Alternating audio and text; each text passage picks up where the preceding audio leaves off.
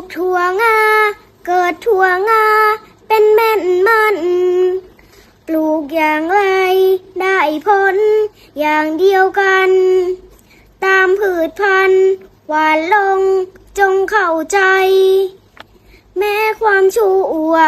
ปลูกลงคงได้ชั่วความดีคงไม่กลัวคุ้มตัวได้ปลูกความดีผลดีมีทั่วไปความชั่วใส